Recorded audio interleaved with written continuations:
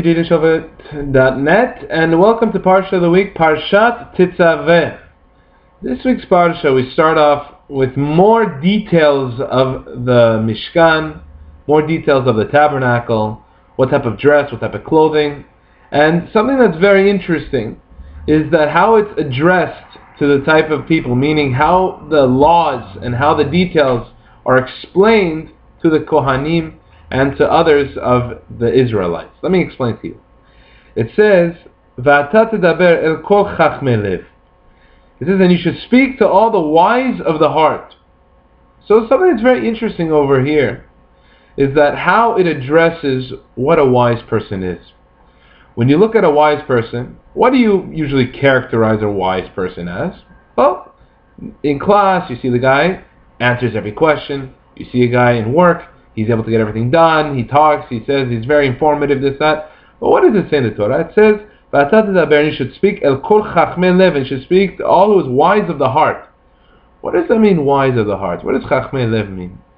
So, there's a very interesting story, and it gives an idea as to what it means by chachmei lev. The story talks about a rabbi. This rabbi, he went out to a fellow in his community, and when you're speaking to the fellow, he didn't say anything about why he came.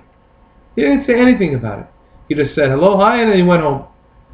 So the guy, he was following him all the way home, and he says, listen, Rabbi, why did you come? Why did you come? I know you didn't just come to greet me. He's like, listen, it's okay, I just came in order to see you.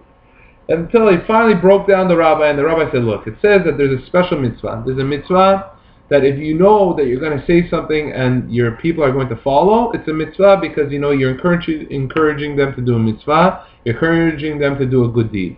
But let's say if you're going to say something and you know they're not going to follow, it's better you keep quiet. It's better you keep it to yourself.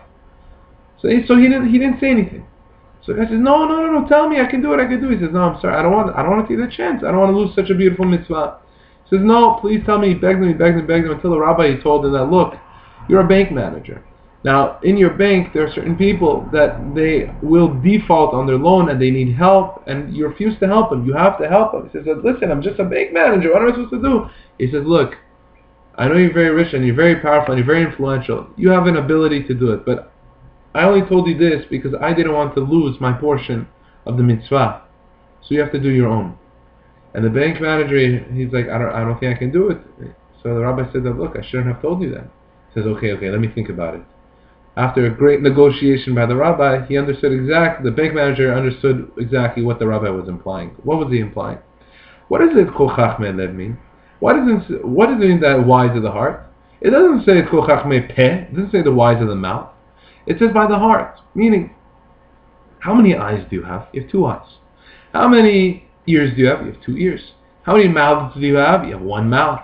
That's all you have. That's all you have. And what is that to tell you? Your eyes, you have 2 eyes. You should be looking. You should be seeing what's being taught to you.